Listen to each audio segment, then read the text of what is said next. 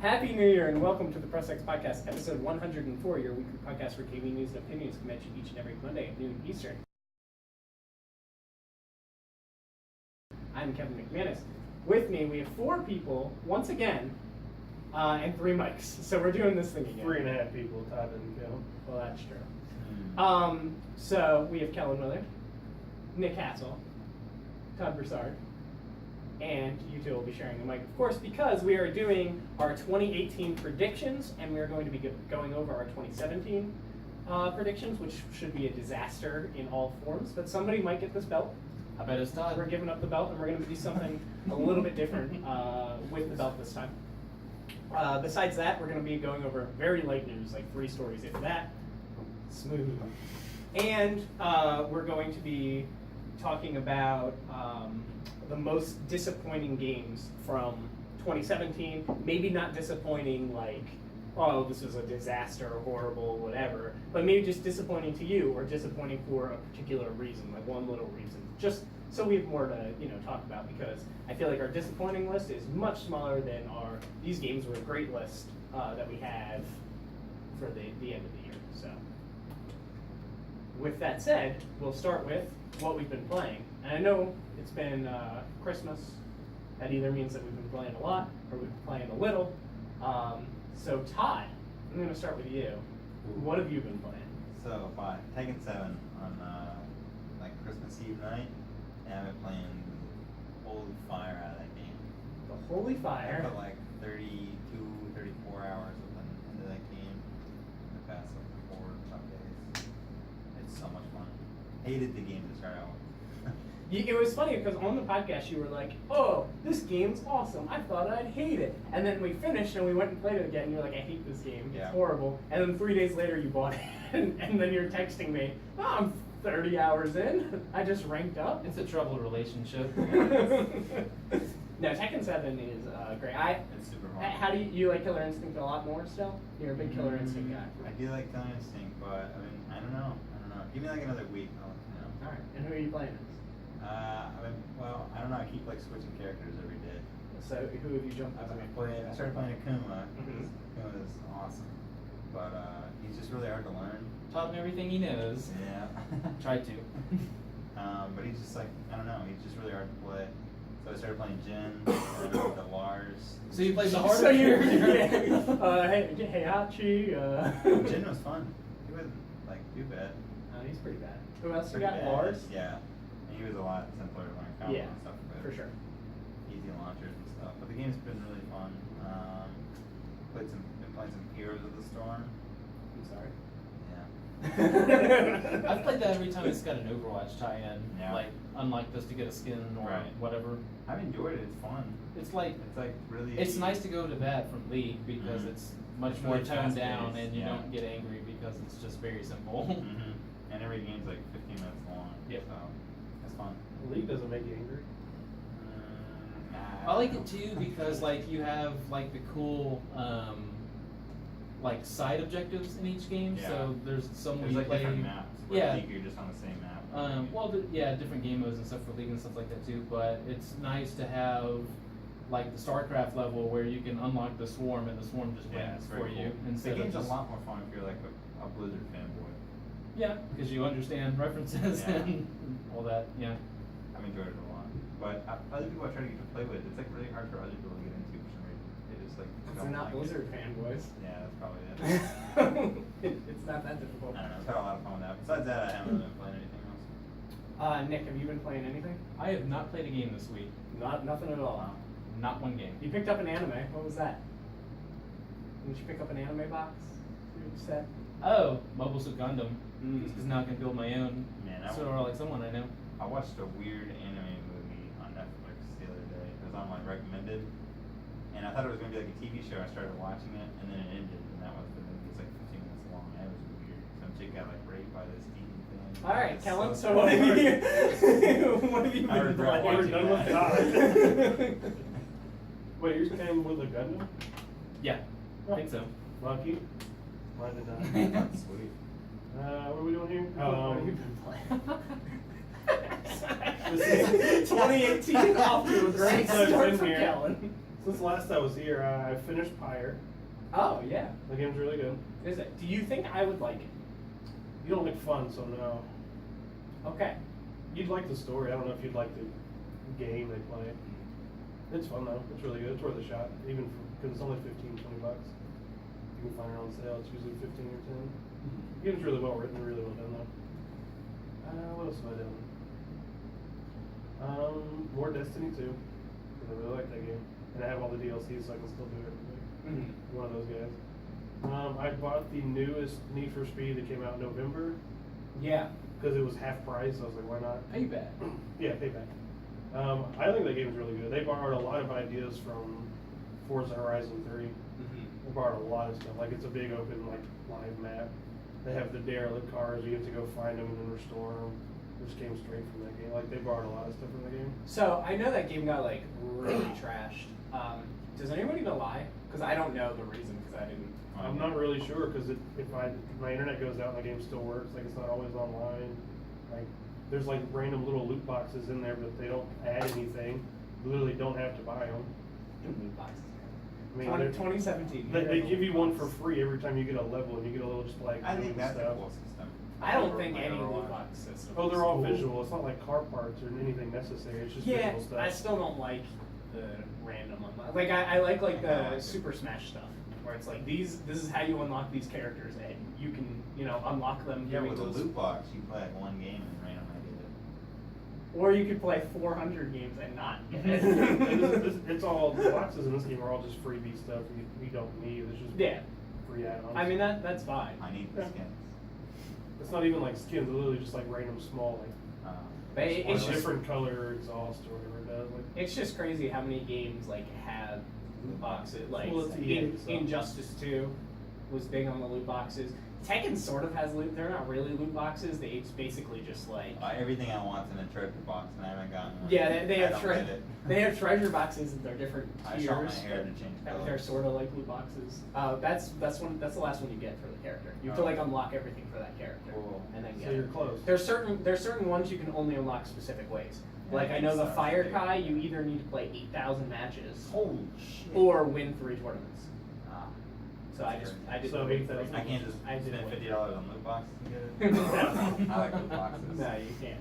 No, these I don't have a problem with because it's all just visual stuff. Mhm. No big deal. I think that's about it for new stuff. Cool. So I finished up Hellblade. I was talking about that last week, and it's basically a walking simulator. And it is there. When I was talking about, I thought the combat was a little intrusive in the beginning. It's kind of like you walk into an arena, and it's clearly the combat section. And then in the middle of the game, that kind of goes away, and it starts to blend more with the exploration. And then at the end of the game, it kind of comes back. And it's weird for a walking simulator, but I liked the middle part of this game. I think that the strongest part of Hellblade is the middle, which is not common for most games. Usually the beginnings are really good and the endings are really good, and that's what makes an awesome game. And the middles are usually like, eh. To me, the middle of Hellblade was the best part. So I enjoyed the game. I liked where it went. It comes with a cool little 30-minute documentary that kind of, after you beat the game, if you do it before it'll spoil the game, it kind of explains stuff and explains what they did to make Senua and all the people that they talked to and the doctors and stuff to get her schizophrenia, psychosis nailed down correctly and respectively. And they did a really good job. The game's super pretty. Senua herself looks awesome, and I really do think she deserves that Best Performance award. She did really, really well. And then obviously I talked about the audio. The audio is insane with the voices and the, look behind you, they're coming, all this stuff, and they're kind of like helping you. And some of them are not hurting you, but they make fun of you. Like if you're wandering around for a while, they'll start kind of laughing at you, and they're like, she's lost. She doesn't know where she's going. She doesn't know what to do. She'll never escape. I'm like, this is awesome. So I enjoyed Hellblade quite a bit. I started Ys 8. I don't know the subtitle. It's real long and confusing, and I don't know how to pronounce it. But I started that game kind of just expecting to just see what it is, and I ended up liking it way more than I thought I would, which is unfortunate because there's no way I'm going to be able to finish or even get really deep into that game by next week, which is when we're going to be doing our game of the year. So that's a little unfortunate. I would say it's possible it could have taken the 10 slot or the 9 slot or the 8 slot or something if it keeps going the route that it's going. But like I said, most games have really good openings and endings, and the middles are kind of where they drown out. So Can't really speak too much on it, but I will say it reminds me a lot of a Warriors game with how the combat works. There's no arenas or like you hit an enemy and you go into this arena, kind of like Tales did. Like Tales is a weird mixture where you hit an enemy and it builds an arena, and you like fight in that arena. This is just like you run up, you start attacking stuff, you realize you're going to lose, you can run away, you know. And the cool thing is you're dropped off on an island, so you're exploring the island, and there's like map completion, like 100%, which is not really a common thing for JRPGs. But you're just exploring this like tropical island, and you find people, and I assume they're missable. You find people to recruit to your like little camp that you're building to try to survive, and the more people you get, the more stuff you can do. So there might be a rock that you need like 8 people to push to unlock the next area. So you need to go recruit 8 people for your party before you can move that rock. That's what Xenoblade did. Mhm. I compared the system to like the Pokemon system where you're collecting people, but it would be like you need 3 fire to burn this thing down, or like whatever strength to move it. So you need strong people or fire types. Or something It actually, like I haven't played Xenoblade personally, but watching Xenoblade, and I told you like right when I started, I was like, I think you would like this game. But yeah, it reminds me a lot of that in the art style, and like quirkiness reminds me a lot of Dark Cloud, which is a really special game to me. So it's kind of fusing those things, and then obviously, it's got really fun, simple combat mechanics. It's got the whole like, this thing's weak to sword, this thing's weak to hammer, and if you hit it with that, it breaks its armor, and then anything can hurt it. So you can switch your party members on the fly, and kind of do like combos and chains, and you had like special attacks that cost meter, but if you kill something with a special attack, you get 50% of the meter back. So like finishing things off with it is really helpful. And there's all the, like if you kill something in the air, you get a little meter. And there's a whole bunch of stuff like that. So I'm enjoying it. I'm still really early on. And then finally, I got a PlayStation 4 Pro. So I just want to talk about that for a second. I played Hellblade in 60 frames, I think, which is interesting because I started it in 30. And like, that's fine. That's not really, didn't really do anything very much. I do share play all the time, and the share play on the PS4 Pro is better. So that's nice. You can share play at 1080-60 now instead of That's cool. like 720-30 or whatever it was. So that's really awesome. And then I haven't done like run the gauntlet of testing things and seeing how things look and stuff. I don't have a 4K TV, so this is all like super sampling and frame rate stuff that I'm personally doing. I know Tomb Raider. probably loading times and stuff like that too.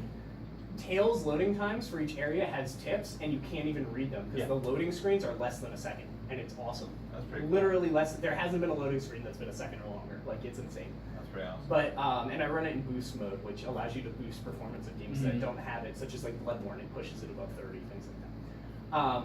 So I've been messing around with that thing. I'm really enjoying it. The biggest thing that I personally have noticed is Fortnite. Fortnite has an uncapped frame rate on both PlayStations, but obviously on the Pro, it's better than on the regular PS4, and it is very noticeable, mainly for picking people off from afar. It's way easier to kind of trail them and lead them with the bullets.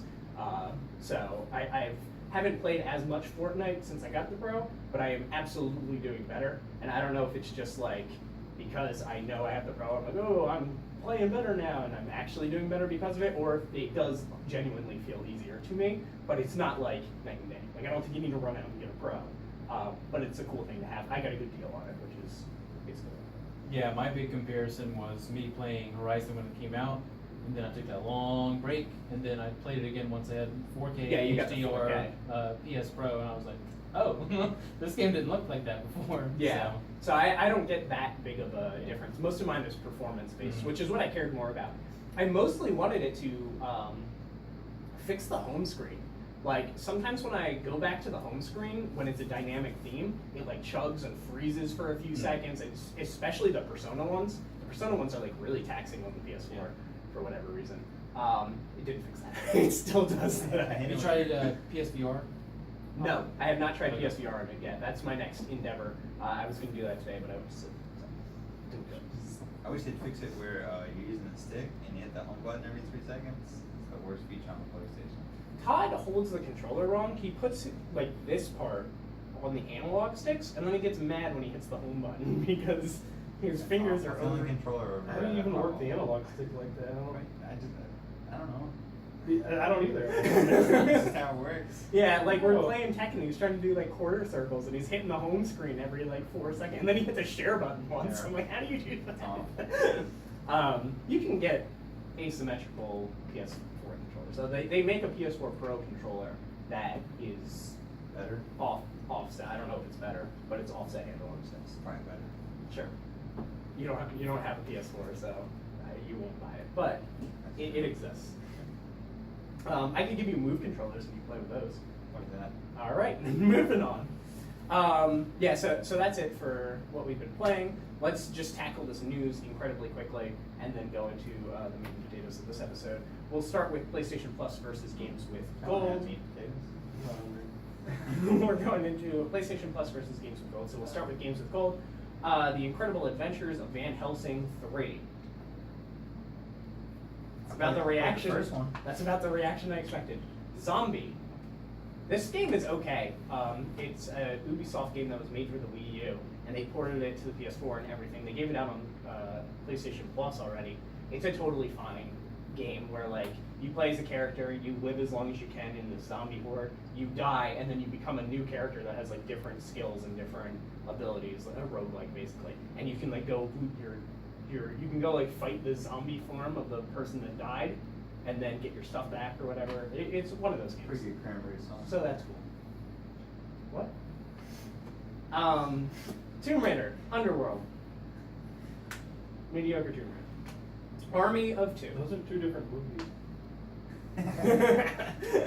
And then Army of Two is the other one, Ooh. which might actually just be the best game on this list. Yeah, those are fun games. Pretty bad. Kellen and I played the crap out of those. Yeah.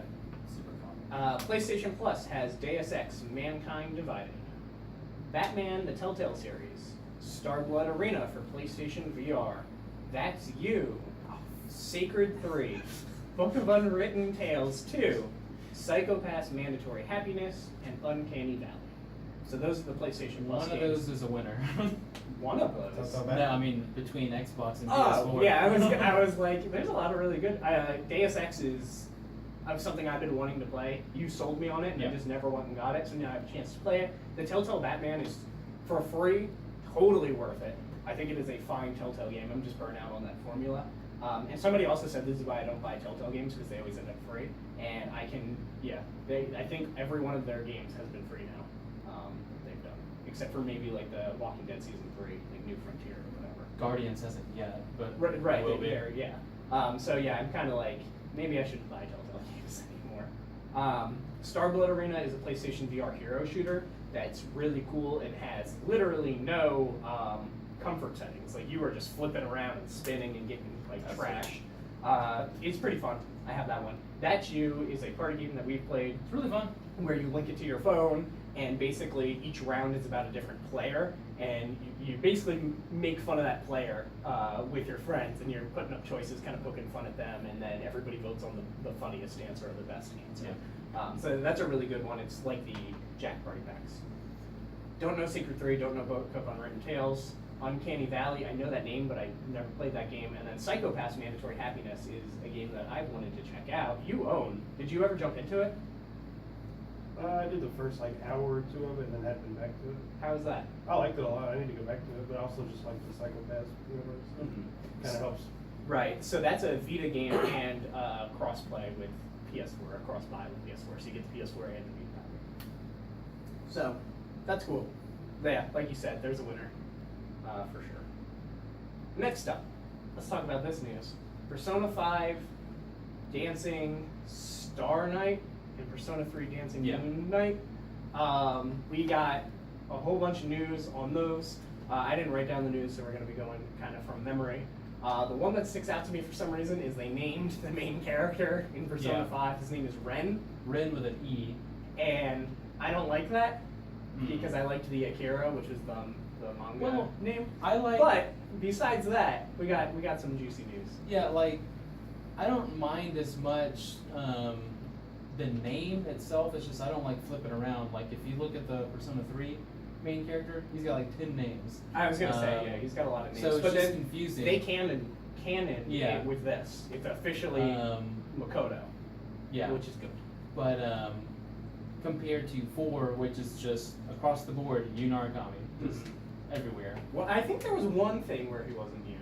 If I think it maybe in the manga before. Might have had a manga or something. Where he but, wasn't you. But. I don't know. Just I feel like I've just heard his name 20,000 times. Where Yeah. it's just Well, anime, they've put him in a lot of canon Yeah. things since then, and I'm expecting the same thing. It's good that he's got a name. It's just Mhm. not Akira is such a cool name Yeah. that it's weird to go to Ren, but whatever. That's fine. It is. Especially after they just announced a Ren for another Atlas game, so it's just like they must be on a Ren spree or something. With that said, we got release date. Yeah. What is it? May? Yeah. You can look at I can look it. it It's up. coming in May. We've got a bunch of all this stuff is Japan news basically. We don't know anything about localization stuff, anything like that. I'm sure it's coming here. I feel like we aren't going to get it for 8 months. I feel like they would have announced it already if it was going to be simultaneous. I don't, because it was a Japan event. So I think that if it was going to be simultaneous, simultaneous, yeah. So we know they played some of the music. There's a collector's edition, multiple collector's editions that have the Vita version and the of both of them, and then they come with the soundtracks and a whole Yeah. bunch of goodies. And then there's a PS4 one that comes with both games, the soundtracks, the goodies, and Dancing All Night, Yeah. the Persona 4 dancing game. Mhm. So they are clearly porting that to PS4, which is really cool. Warning, if you are importing this, which I'm probably going to import the PS4 one because it's not region locked, and the Vita Yeah. isn't region locked, but it can only hold one account. So if Yeah. it's not a Japanese account, you're not going to get the Japanese DLC, which is Dancing All Plus, Night, and it comes with a lot of DLC. Dancing All Night, you will need a Japanese PSN to get that game. We're also not guaranteed to get that limited edition bundle. We probably won't. Though I will say we did get a Dancing All Night bundle. Yeah, I think we will get one, but we probably won't get that one. Yeah, we got with Dancing All Night. Came with the CD. They had 3 bundles Yeah. in Japan, and we got 2 of them. Mm-hmm. We got the one with just like the sticker that goes over the Vita, Yeah. and makes it into a ugly Vita, the sticker on it. Yeah. Didn't you do that to yours? Yeah. Yeah. And then we got the one that came with the CD and It's the like a little game traveling case and something. Yeah, Stickers there and was stuff, something yeah. else in there that I can't remember, but we got that one, and then there was a third one that was like a limited edition Vita and Yeah. all this stuff. And we most certainly did not get that. That's the one I have. That's the one I have. Yeah. But yeah, so this is awesome. Super excited for this. Can't wait for more news on it. Date is May 24th. May 24th. Yeah. It just always confuses me how they do the dates over there because they do year, month, or year, date, month, or something like that. And it's just backwards. So when they list it up on the screen, Day, month, year. no, they do 2018, 24, 5. Oh, at the or something end of like the that. thing. Yeah. Yeah. So that's why I was. Are we all importing this? Yes. Is that the game plan? I You're have not a, importing it? I have a feeling that it's going to be like 10 months before we get. Oh, it's gonna be a while. Because I remember I bought the one that I had. I sold off the Japanese copy of People Were Dancing for like $50 because people wanted it. And I was, when you're in the United States selling something that's Japanese like that, people will pay a little bit more to get it because they know they're gonna get it in a few days. So I did that, and then I just used that money to pre-order the regular copy of Dancing All Night. So that's what I did. I might do something similar, but like I said, it's on PS4 and Vita, and I want it for both. So I'll probably import the PS4 version and then buy the Vita version here. I'm at least going to import it so I can get the music because the music's not going to be different between the games. Right. So I can at least get all the Except for goodies. that Juness song. Yeah. That was pretty good. That song is different. But I'll go ahead and get all the stuff. I'm sure navigating menus and stuff like that because there's a lot of go to the shop, go to the. They're probably in English, honestly. They might. That would be cool if they did. But yeah, I'm gonna import it. And I don't think that we just still don't know what the story is, like how the story mode is working. It's got a bunch of cutscenes though, so. It definitely has cutscenes and stuff, but we don't know what the story mode, because they said it's not like a traditional story like Yeah. Dancing All Night. So we'll need They to said figure it's out just what like it means. characters talking to each other and stuff and like it's that. So maybe not they're canon. correct. So I don't know. Maybe it's more like Arena. Without getting into spoilers, one of the games can't be canon, so. Yeah. Well, no. No, I can't. But Arena kind of was just not so much cutscenes. Like there was a couple things, but like there was a lot of just the characters talking back and forth, and then it would go into a fight. I wonder if it's going to be the characters talking back and forth, and then it goes into a dance. It's kind of the same idea. The thing I want most is a multiplayer. Give me like a versus dance mode. That's what really hurt Dancing All Night for me. I really wanted, especially on the Vita where you could connect them. I wouldn't mind co-op either. Well, yeah, any sort of like background dancing type thing, or I'll have like a 4-player dance off. I don't care, but modes where there's power ups and you can like hit the other person and stuff like that. I like that stuff. This one too, they said you could choose who dances with you and stuff like that. So that was pretty vital too, because you just kind of locked into specific things. People dancing had problems. You were locked into your characters. You were locked into your partners. There wasn't like you couldn't like make your own outfits. It was all like pre-selected outfits that you could switch between. It had issues like that. The DLC was way too expensive for what it was. So I'm hoping that they iron out a lot of that stuff and they put in multiplayer. That's my biggest hope is multiplayer. And they just added it with Catherine, like the online multiplayer stuff. So there's hope. I'm super glad it's on PS4 as well, not just Vita. I like them on both, and the Vita's controls work for it enough, but I want it on a nice shiny big screen. So. Yeah, I like it on Vita, and I like that Vita has exclusives, but you know, it's getting old. It needs to pass the torch to Big Brother PS4. It's getting Catherine though, and it's getting the Persona, so it's a great year for Vita. I'm very excited. It ain't dead, baby. Vita means life, as they say. Let's move into disappointing games for 2017. So we just have a list of games, and like I said, these are not disappointing like, oh, that game was terrible. These might just be disappointing for one little side note of a reason that we just want to bring up. So we made a list, and if you kind of agree with this, you can just chime in to the conversation. So the first one on here is Resident Evil 7 Biohazard. And I put this one on the list because I really like this game, and as a lot of people have pointed out, the game is awesome, and then towards the end, there's some stuff that goes on that a lot of people were not happy with. They took the game in kind of a new direction, and then they started swinging it back around. Well, the game is in acts, like clearly different. Yes. I'm not going to say how many, just for people who haven't played it yet. Mm-hmm. But yeah, they are very different, and there's a very like clear line when an act begins and ends. Yeah.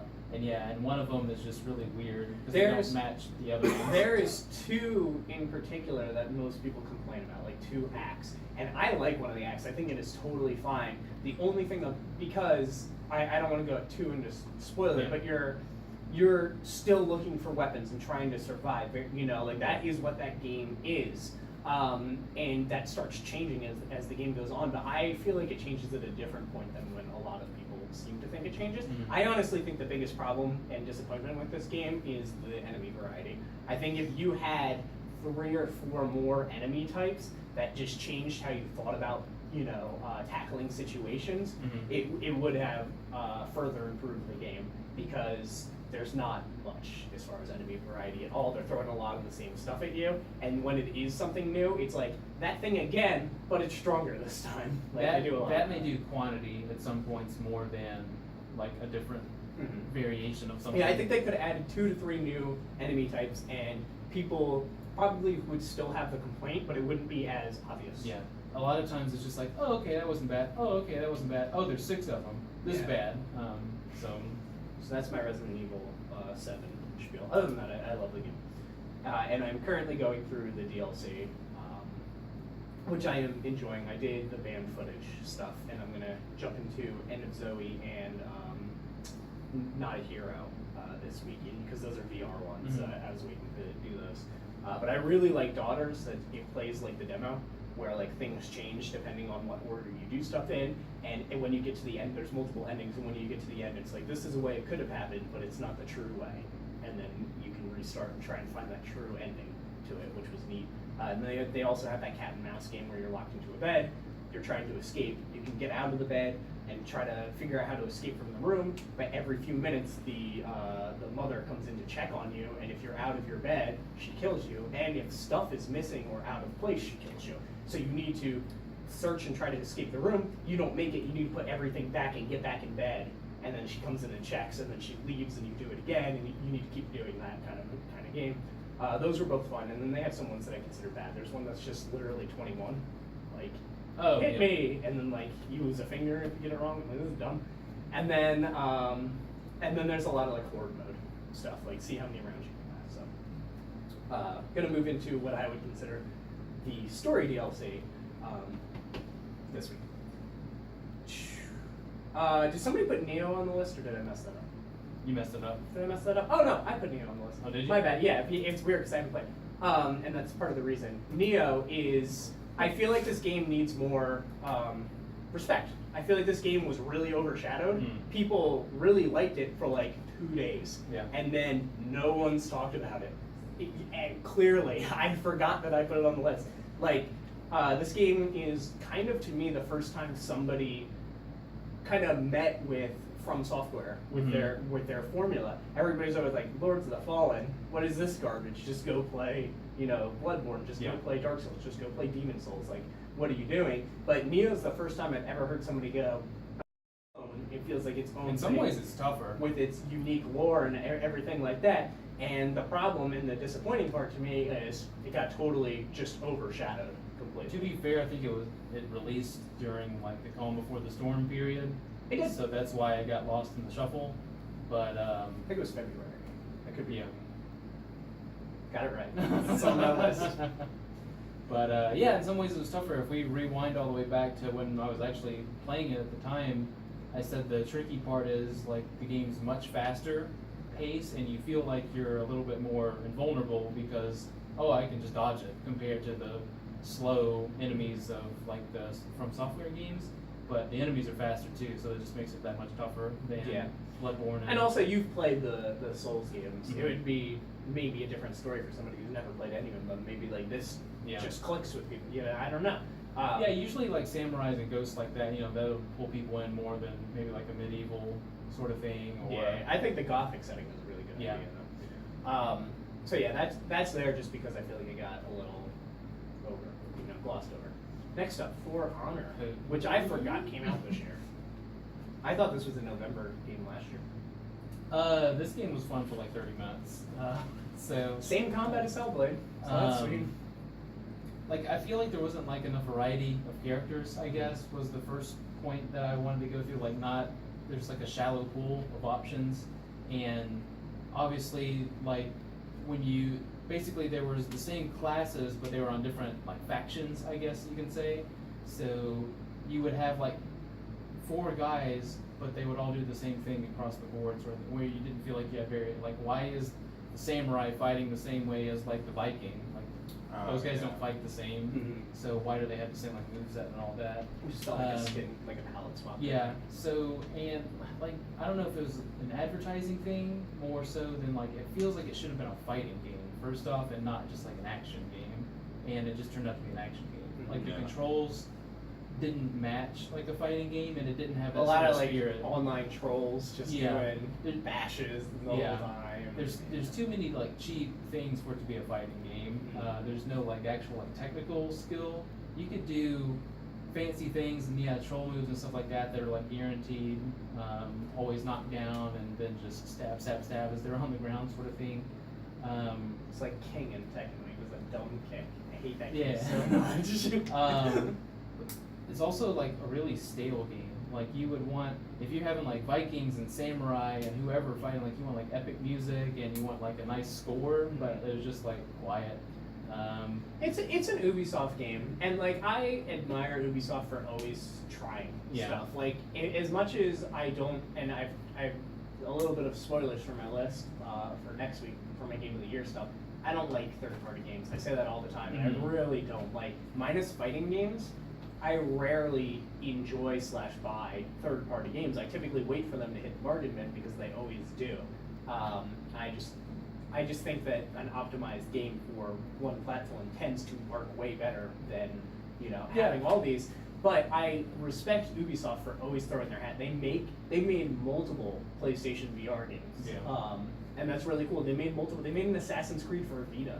Like they are okay trying something and it failing, and then being like, okay, well we tried. And that was the Switch, cool part. They is that tried was- with Switch, and now they're making Switch and stuff. That's probably why it's a disappointing game, because it was such a cool idea that they were doing. Yeah.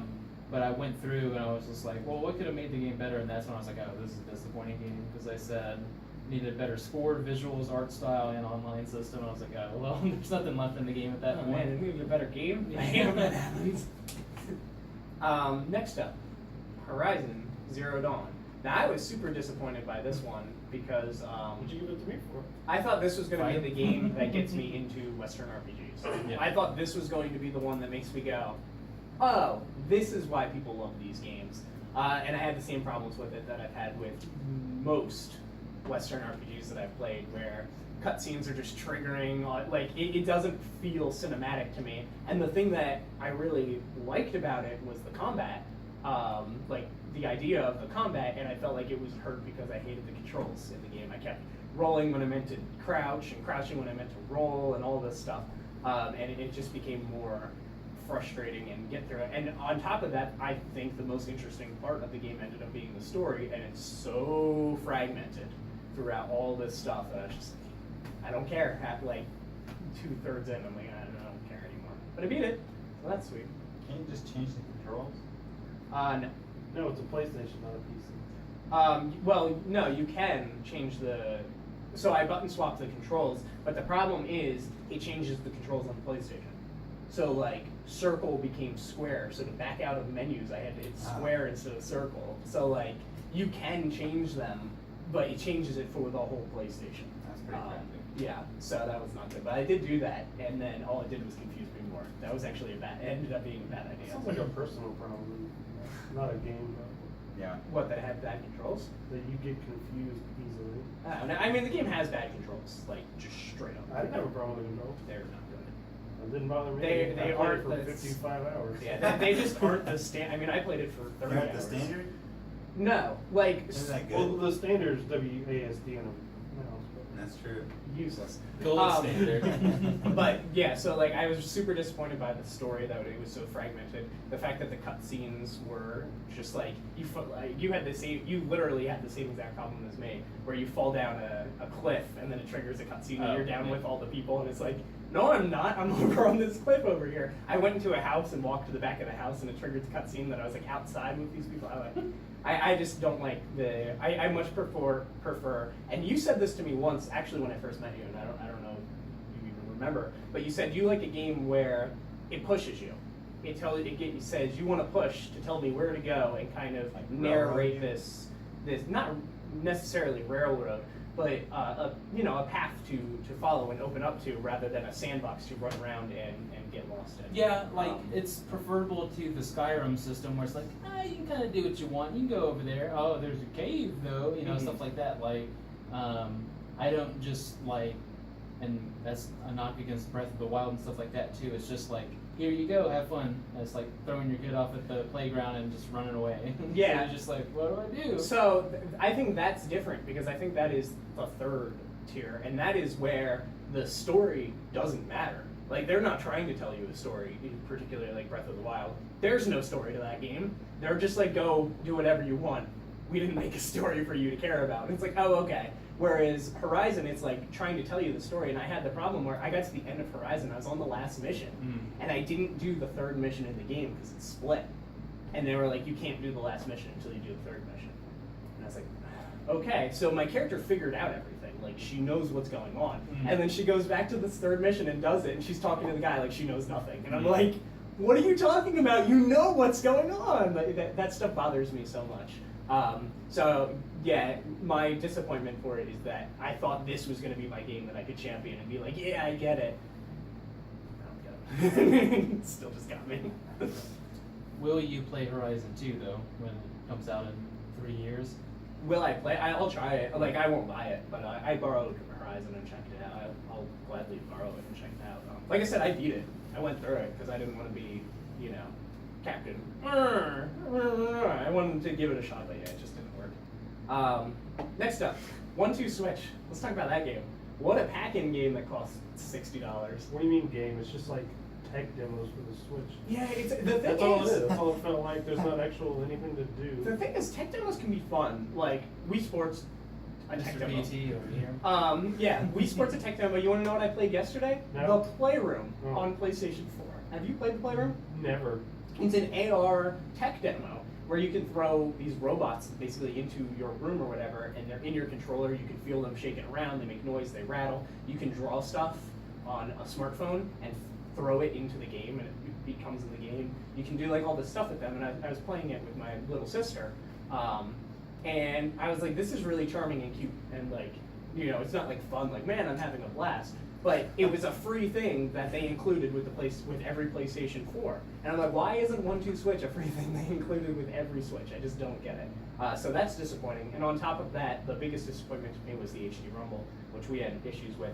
I was like, man, this HD Rumble is going to be revolutionary. Feels like 19 little balls. Yeah, and we couldn't guess there was 2. It only goes up to 10. And I thought it was like 11, and you thought it was 19, and there was 2. And I was just like, this doesn't work very well, huh? My favorite of that was watching Nick try to scroll to 19 and it stops. It just stops. It goes back to 1. He's just like, wait a second. Yeah, so 1-2 Switch was super disappointing in that respect, and just the tech of the Switch with the HD Rumble, which is part of the reason probably that stupid thing is so expensive, the Joy-Cons. They're like $80 or whatever. Holy shit. And it's because they have amiibo support, the reader for the amiibo. They have an IR sensor for some reason that no game has used. Except for 1. And then they have the HD Rumble. Like, they have all this stuff that I feel like they kind of could strip out and make like a $40 variant or something. But anyway, there's that. Nier Automata. It just doesn't work on PC. I would really like to play your game, but you don't support it and it doesn't function. So I'm not with supporting this you. one, I've heard that it works, but it's going to be a gamble. Like, it might not It work. works on like your 40% build. of the time. Yeah, it might not work on your particular build of PC, and you don't really know. Now, Steam does have a refund policy now, which helps a whole lot. Like, Sony doesn't have any sort of refund policy for digital games. You're just screwed. So that does help to, you can test the waters. And say.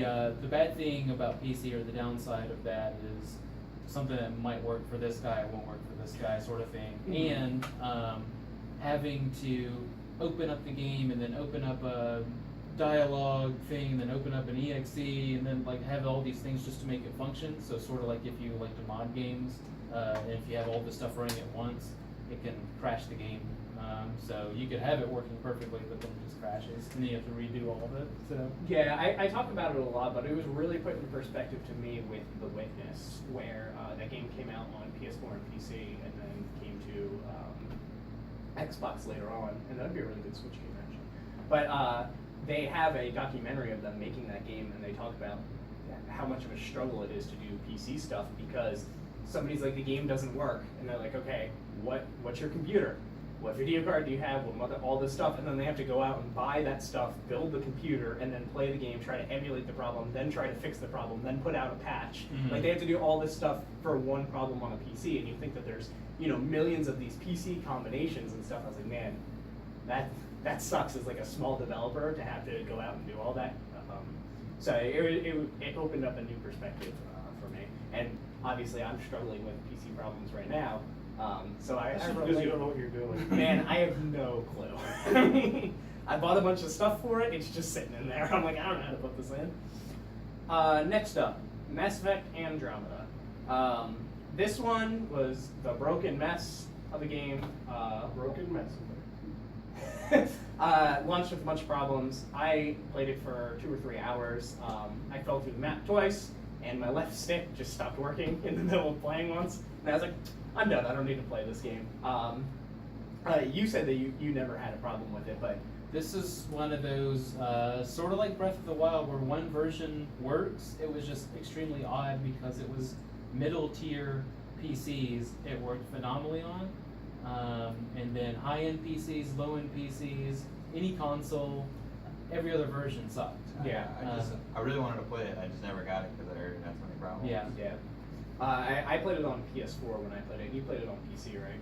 And it just stopped working on your PC, right? I upgraded my PC. My PC got better and the game quit working. Yeah. It literally crashed 3 times within 10 minutes once I upgraded my computer. Yeah. I was like, alright, we're done with this. And they had all their DLC path and everything. They just canceled all that. Yeah, they just shut said it Mass down. Effect's on hiatus. They're Yeah. doing that, and the studio that worked on it is no longer making games. Dang. That's probably for the best. So that's that. And this is not the first time we're going to be talking about EA Was it fun?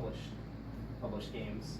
I mean, I got about 40-something hours into the game. I didn't hate it. Yeah. It was quite good at some points, and then it just quit working. My PC got better, so it stopped Is functioning. it as good as the other Mass Effect games? God, no. A lot of people talk about it having the Final Fantasy 13 problem, where like it's such a bigger game than the other Mass Effects. You Yeah. know, it's like 50 hours or whatever, and it takes like 10 hours to really get to the gameplay loop of it, and that's what Final Fantasy 13 did, and a lot of people criticize that for. Is that like you're on a linear path in 13?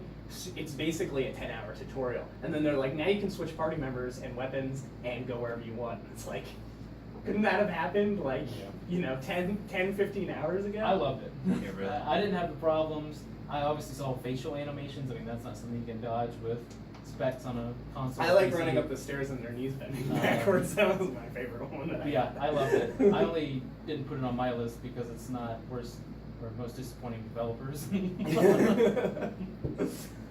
Next up, ukulele. So this one has gotten better over time for sure. They have fixed a lot of problems. The Switch version actually that just launched is actually the best version of the game, which is really interesting. They worked with Nintendo to really get this game working, and it looks as good as the PS4 versions and everything, and it plays as well. So got to give credit where credit's due. That being said, it's still disappointing that they went for these big, huge maps that end up feeling empty and kind of uninspired, versus making a bunch of smaller maps, which that's what Banjo-Kazooie was. There was a ton of these smaller maps that you could explore that were contained with all these secrets, and instead now you have 4 levels that are just huge. And one of the levels is literally RNGesus the level. It's a casino level that is just RNG, the whole entire thing. So, obviously, like I said, they've been patching things, they've been working on it, but at launch, it was like super disappointing. Now I think it's a fine pickup, and then like, you know, now Mario Odyssey's out. And it's like, well, uh-oh, now you have competition. And even A Hat in Time is better than ukulele, so that one's on there. Next up, Friday the 13th. Now this one is on here. I'm not going to go too deep into it, but this game concept was phenomenal. It was super fun, and the problem really was the budget. They were kickstarted, they had a super small budget, they got the Friday the 13th rights, which is an awesome story. But the game was buggy and janky, and just as Mass Effect proves, if your game is buggy, for some reason, when this one was buggy and janky, it was like enduring and cute, and people were like, "Oh, look, their face is broken." But like Mass It's Effect just the does, fan base. yeah, Mass Effect does it, and they're like, "Ooh." Yeah, because I think this brought a lot of like movie fans to try this game. Well, look out. at the Mass Effect budget to make Friday. Well, that's true. Friday the 13th was like 2 million maybe total. Or look at BioWare Reddit versus Friday the 13th Reddit. But the reason I have this on this list is now that I've played something like Fortnite and I see how seamless, or even PUBG is pretty quick, how seamless you can do like, oh, you lost, you're out of this match, you're into another match, let's go. And this one's stuck without dedicated servers. And they have them on PC, but on like PS4, they still don't have dedicated servers. They host leagues, it ends the game. You have to sit through the entire 20-minute match before you get your experience. If you die in the first minute, you have to sit for 19 minutes just watching. Like, things like that bog down the experience and hurt the player base because they slowly start falling off.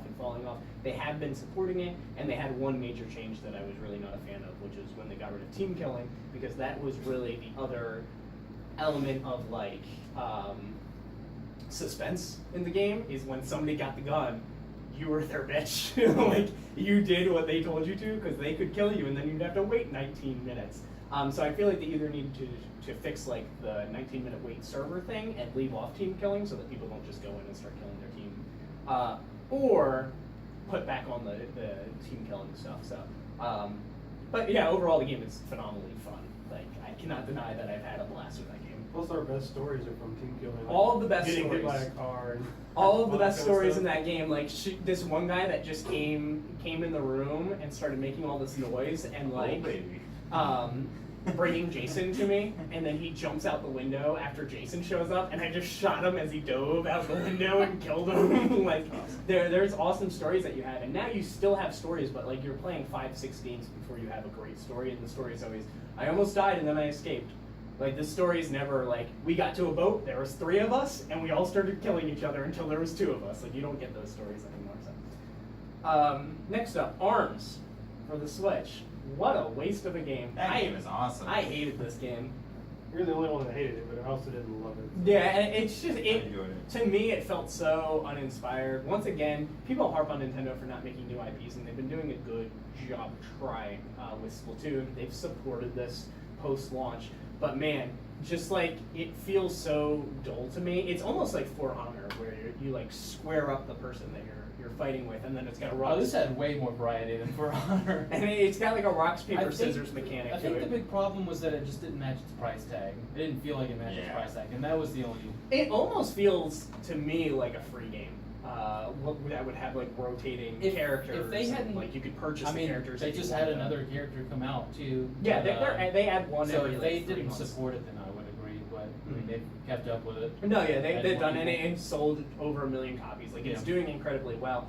I guess it's just one of those things. I thought I would like it more than I did. That's I my ended up- favorite game on the Switch release.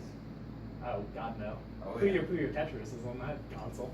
That game's fun. And also Blaster Master Zero. Anyway, yeah. So just that game to me, I thought it was gonna be. I thought it was gonna be Splatoon, and it wasn't Splatoon. I thought it was gonna be terrible, and I had fun. Yeah, I thought I was gonna hate it. Like I was laughing at Yeah. it when they first announced it, and laughing at the guys on the stage and whatever else. Yeah. And then I saw the side games too Yeah. That you Oh, can the play. volleyball was Yeah, awesome. Volleyball's pretty fun. and So basketball, freaking sweet, and yeah. what was the other one? Not the shooting range one, but there's a third one that I can't think of. But yeah, those were all awesome. So Yeah, I agree. I love That's Arms. fun. Arms is sweet. Yeah. Negative. Next up, Splatoon 2. Here it is. Splatoon 2, obviously, I feel like the loss of the Wii U tablet is the only game that hurt really bad. Splatoon 1, using that tablet, Zelda. being able... no, because the tablet didn't do anything in Zelda. Well, weren't they going to use that as the menu? They were going to, but they didn't. Yeah. So. But on the Wii U, that was your map, and that was always your map, and that's how you jump to people. You just tap that person, and you jump there, and you could always see where the contested points were on the map. So you could always constantly move to the problem. And they changed it so you have to open a menu, and it's really clunky to jump. Nobody jumps to people. Nobody like jumps to you to help you or anything in Splatoon 2 because it is very cumbersome, and you have to open a menu where you can't control your character anymore. So if somebody starts shooting at you, you're just gonna die. So it has that issue going for it. And then my other problem with it is they didn't fix a lot of the complaints of careful.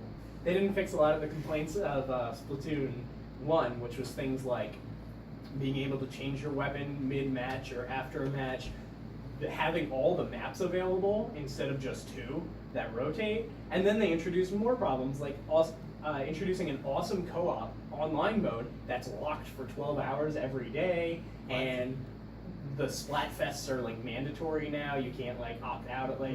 I'm not sure if they were mandatory before, but like they didn't fix problems, and then they introduced more. That being said, the main mechanic of the game and the gameplay and stuff, all phenomenal, all great, love it. It's just like they could have stepped it up, and instead they chose to stay on the same level. I know they did patch it so you can swap your weapons now between matches. I'm not a big Splatoon fan, but I like where you can get DJ with the Switch controllers. Thank you, Todd. Yeah, so that's why Splatoon is on there for me. I know you had a lot of problems with like the map rotation and stuff. Yeah, just like Why? just comparing it to normal shooters and stuff like that. Like, why can't I change mid-match, between matches? Why is the connection to other players like so bad? Like some people that you want to play with. Well, I think a lot of that is like the Switch is Yeah. Wi-Fi. Everybody's on Wi-Fi, and that hurts sometimes. But yeah, just comparing it to normal shooters, that's when you start getting all these X's against them. You're just like, oh, this is just a fun little cutesy game. Oh, it's fun. I have 87 hours in it. It's fun. Holy shit. But, yeah. Next up. Oh, look, Lawbreakers. This one, Jesus. I love this game. This game's awesome. Nobody played it. It's just as simple as that. It launched, and there was literally 14 people online at one point, like soon after launch on PC at least. That's an issue. It was a limited run games, and it's one of the only limited run releases I know that's cheaper now than it was at launch. Like, it sucks because it did feel like Unreal Tournament with Overwatch. Yep. Like, that's what it felt like, and that's what I wanted, and I enjoyed playing it, but like, nobody else plays it. It just happened. There's just too many multiplayers. I don't know, I just didn't really like it. I like looking at like the launch trailer, I was like, oh man, this game's gonna be sweet. Mm-hmm. And then when you played some of the beta, and I don't know, it's kind of like. I really liked it. I didn't like that you have like your good guys and bad guys, and they're just like all the same people, just like bad versions of them. Yeah, I mean it's like Unreal. It's pretty lame. It's just red team and blue team. Yeah, not Yeah. a fan. It's the law and the breakers. I like, I don't know, I like Overwatch a lot though, where you just have like 40 different characters that all play differently. Yeah, I mean there's less characters in Overwatch for sure. Mhm. And then a big problem with it, I think, was the like gritty art style hurts the hero shooter idea because it's Right. hard to tell people. You need to learn everybody's movement and not what they look like, basically, because everybody moves differently, and that's how you tell people apart. But for a new player, that's incredibly confusing. Yeah, it's too hard to tell the characters apart. And also didn't Versus feel very- Overwatch, they pop. It's really easy. To Yeah, tell what's the art. going on. I think the art direction in that game was a mistake, but I know they were going for Unreal, and it looks like a new Unreal. Yeah. But that doesn't work mixed with the hero shooter. Unreal kind of is a hero shooter in its way. Like all the characters were different. They had different health, they had different stamina moves, and they could do different things. Like the robots could high jump. One character ran twice as fast. One guy had extra health. The Juggernaut. That's sort of had what extra Quake health. is. Yeah, but I'd Yeah. say the Quake Heroes looks really So- good, a better version of that. But yeah, Lawbreaker. I really liked that game. Just nobody played I it. think it was super. Actually, no one else did. Nobody else. I think people liked it. The problem was just not enough people got on it at start. So like the matches were even long to get into at launch, which is a problem. I also thought it was like really chaotic and not really like team based. Like the movement's cool, but I don't want to play a shooter game where everyone is doing just these crazy like sprints and jumps and. Oh, I like that. Maybe you want to avoid that Quake game. Yeah.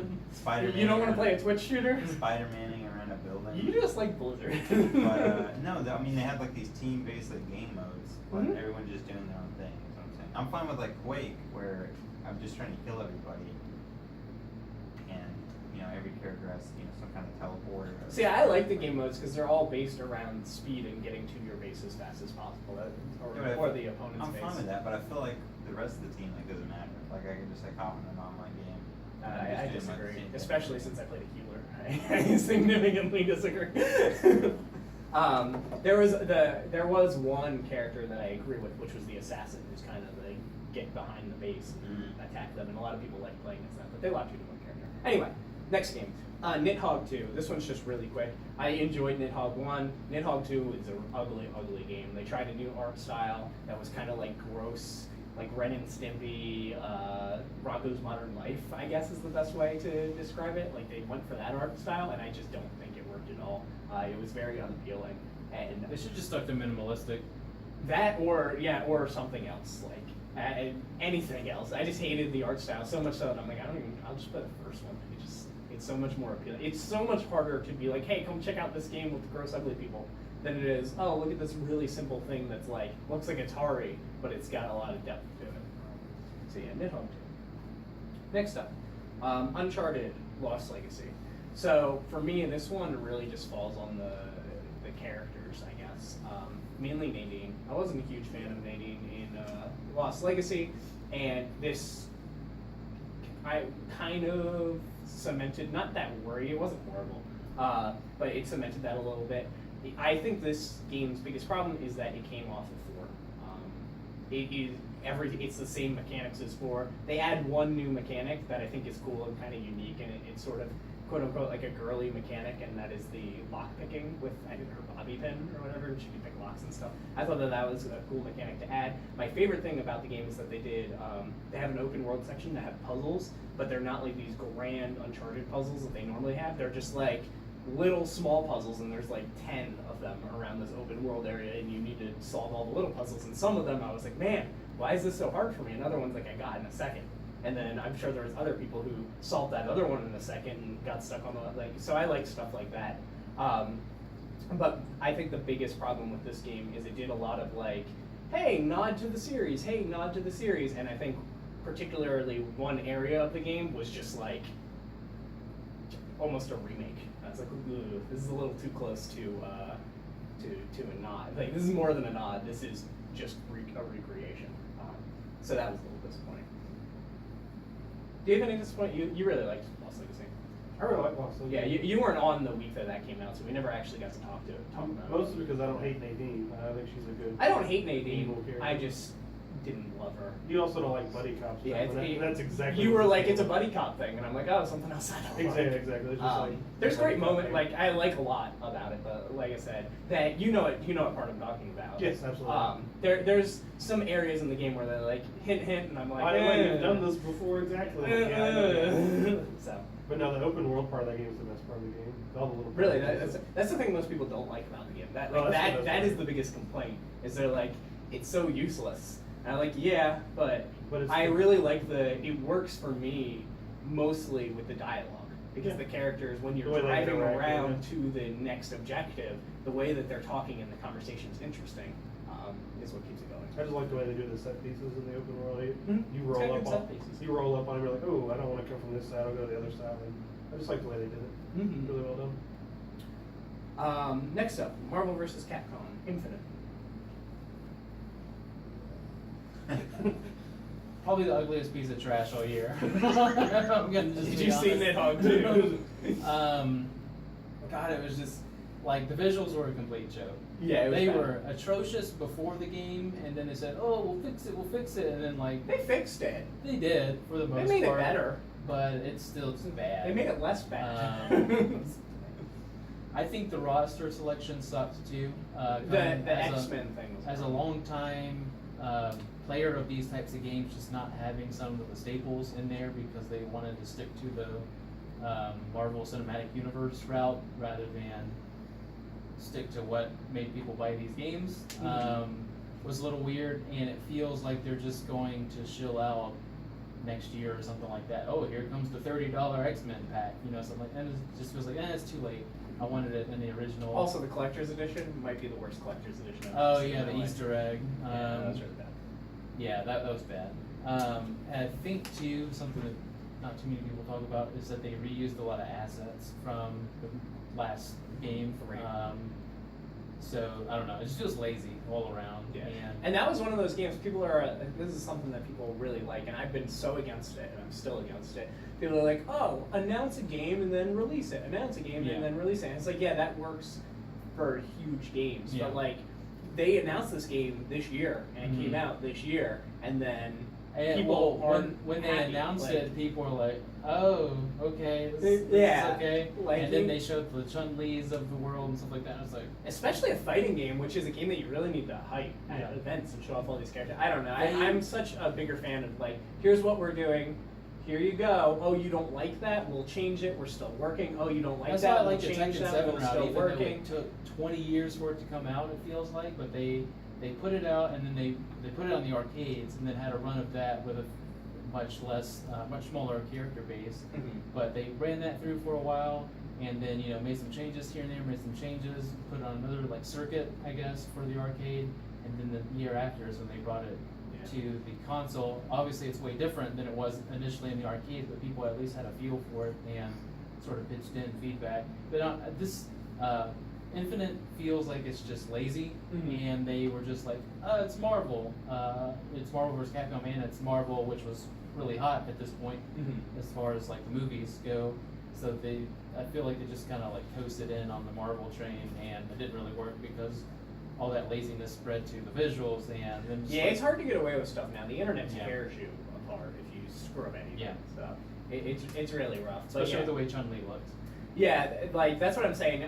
This reveal a game and then release it really soon, I don't think is a good idea. Like, Yeah, I mean, and I think like when you start revealing a lot and you get that instant feedback all across the board, where it's like, man, this looks really bad. Like, I think you need to pump the brakes. And even Mass Effect, they Yeah. they did the same thing where they were really close. When did they reveal that release date? Like November or something? Like it was close Year before, yeah. to release, but then they still didn't show anything for so long, and then the game kind of came out. It's just suspicious. I just don't understand how they were like, yeah, this game looks good, let's send it out. It doesn't make any sense to I don't me. know. I don't know If you either. just, like, Especially look at because Capcom has a lot of home runs that like Yeah. they brought back Mega Man, which people have been wanting for 7 years. Right. They've been wanting them to bring back Mega Man. They redid Resident Evil. They announced, they're doing the Resident Evil 2 remaster. Like there are And at least Okami with- HD. Like they're At getting least with goodwill, and then they're Street like, Fighter, at least with Street Fighter, no one's complained. You may not like the art style of it compared to other Street Fighters or like the 2D Oh, man, I love it. games, but like the visuals aren't bad. Yeah. Like things pop where they need to pop. are you thinking what I'm thinking or no? What? What? What? Oh, I thought you were gonna say. Nothing, because he had the microphone. The first time Todd was on the podcast, I believe, when we still did Unpopular Opinion, Yeah. his was how much he hated Street Fighter. I don't like Street Fighter, but You think it looks good? well, I don't hate Street Fighter, but it's That's one why of my, I was it's one of my laughing. least favorite fighting games. Yeah. It's Yeah. bad. I don't think it's bad. It's not good. It's okay. There's a couple Street Fighters that are really good. I don't like There's Street a- Fighter, but Oh, really? that has to do with the I think it's like- choppiness. I think It's got a almost very like choppy. inconsistently good fighting game. It is inconsistent, I'll give you Yeah, that. because like But some of them are fun, some of them one's are just, boring, I just don't want two's to play. amazing, 2X or whatever it is. Turbo 2X, Turbo 3 2X, times yeah. 4. 3, HD. 4 kind of stuff. Does 3 even exist? I've never heard any of Alright, those. we're going off the rails here. 4 was bad too. Yeah. We're going off Yeah, the yeah. rails. Anything else you want to add to Marvel vs. Capcom? No, it's trash. Okay. Next up, Danganronpa V3 Killing Harmony. Go ahead, Nick. I was the only one who put it on the list. Oh no, Just I mean checking. I have complaints, but it's so Um, hard to complain about it because it's super spoilery. Yeah, I think- really liked what they did. I liked the characters and things that we talked about. As long as we don't go into specific characters, I feel like it's okay. The biggest problem with that game is the characters that I liked ended up gone early, Yeah. and then we were stuck with boring characters. Yeah, I feel like I put that they put the focus on the wrong characters. That's probably the easiest way to say it, and I didn't like how the plot unfolded just Yeah. in and of itself, whether it was There this was a character or lot. that There was a character. lot of like got you twists that I was like, really? My biggest thing with the game is that it felt unnecessary. We got the first and second game. You got 3 basically anime series, Mhm. and it all tied up nicely in a bow. Mhm. Cool story, and then ended well. Mhm. Usually, when you go from movie to game or game to anime, or when you jump genres basically or mediums, then it usually falls out at some point. But this is a good one because you don't really like customize your character or make it feel like, no, this is my version of this one. Like they all felt the same, and use the same voice actors and all that, so it felt Yeah. real. This one just felt unnecessary. It was like It I is didn't need it. clearly they wanted to section off Yeah. what they've done and kind of start a new Danganronpa for a Mhm. new, fan base or whatever. And I feel like they didn't successfully do that, and that was the problem. Like, I don't want the next Danganronpa with these characters. No. Like, I don't. the- I'll play it, but I don't really the want last it. like 3 to 5 hours, I was just like, I don't think I had any emotion on my face when I was playing. I was just like, okay, and finished. So I also think it's too long. It drags. Yeah. I think of all the Danganronpas, like I thought 1 was a great length, and then 2 was extra long, but I understood why that they did that. And this one was longer than 2. It's supposed to be like 1, like it's trying to mirror 1, and it's twice as long as 1. Mhm. Why? So I felt like it dragged a bit. Next up, Cuphead. This is one that you and I kind of agree on, probably for different reasons. I've talked about this a lot, so I don't want to go too much into it. But for me, it is that replayability that you die, you start at the beginning, and I never felt like there was a reward for getting back to where I was, like it is in these bullet hell games that have point systems and all these things that you can do where I can better myself. The betterment of that is basically like, oh, I have an extra hit, like I didn't get hit.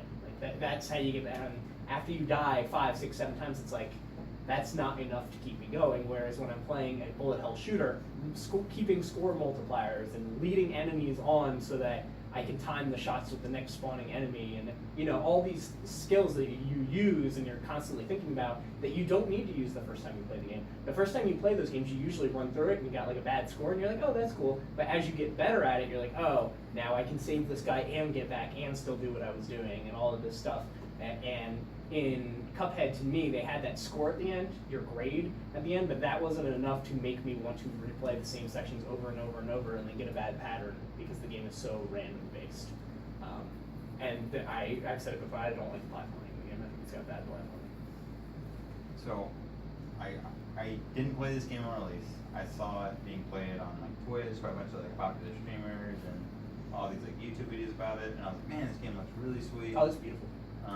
The music seems really cool. And the game looks pretty fun. You know, all these streamers are having a lot of fun with it. So my brother buys it, invites me over, and we start playing it. And I played for like 2 hours, and I mean the visuals were really cool, and the music was really sweet, but the gameplay is just like kind of boring. Even like the boss fights, like even when like I die and it might be hard. It's a like, lot of style over kind of substance. boring. Yeah. It's very much like flashy, this is pretty. The fun of that game is getting to the next boss to see what crazy idea they came up. They're like, Yeah. oh, it's a mermaid Medusa, Yeah. cool. Like that's the fun of the game. The fun of the game isn't killing the mermaid Medusa. It's Right. what's next? I gotta kill this mermaid Medusa to find Yeah. the bumblebee that shoots or honeycomb. Like, that wasn't enough for me personally. I agree. Next up, Middle Earth: Shadow of War. Ooh, this one's nice. I think another, I'm the only one another that played loot it. box game. Actually, one of the loot boxes that maybe put on the list, I guess. But big one was the Nemesis system didn't really evolve all that much from the first game, and that's the reason to play this game is the Nemesis system. The story, I call it bad fan fiction. We're getting to the point now. I mean, Tolkien is long gone, and you know they're not going to get any new like creative stuff out of it really. So they're just kind of going off the beaten end and just like, here's all this crazy stuff, but here's a tie-in, so you know it fits within the world, and you're just like, really? So the story is just at this point bad fan fiction, I'd say, sort of like Last Jedi.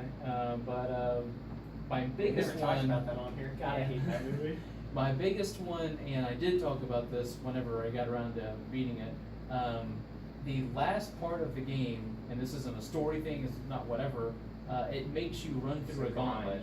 Yeah. So basically a big portion of this game, the variance I guess from the first game, is sieging we'll call it a castle, it's not really a castle, but sieging a castle, so you're taking out the defensive, like the walls or like catapults and stuff on the walls or archers.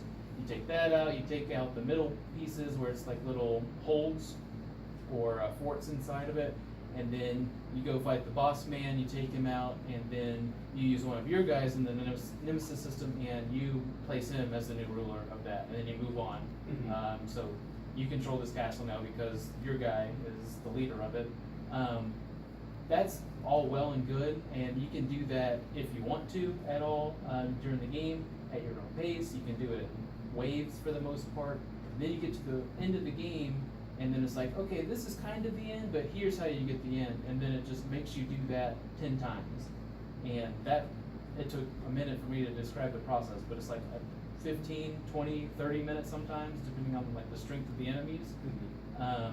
You have to do that at least 10 times in a row. And it's just like, there's no story element to it. Yeah. It's just like, and in the future, and then it's like, you take the 10 castles, and then it gives you a decent like story ending, like a cool like cutscene and a tie-in, and then it's just like, why did I do all that? So yeah, it just That's makes how you I felt with Batman Arkham Knight, where I got the ending, I beat it, and it became a slog at the end. And then it's like, but that's not the true ending. To get the true ending, you gotta find all 250 Riddler trophies. And I was like, well, I gotta go on YouTube and look up the ending. Cool. Yeah, it was pointless. It's like I said, there's no story element to it. Like if you were like chasing a bad guy or doing something, but it's just like, no, do this 10 times, and it's just like, okay, cool. So it took it from like a 30-hour game, and it felt like a 50-hour game after That you sucks. run through that stupid part.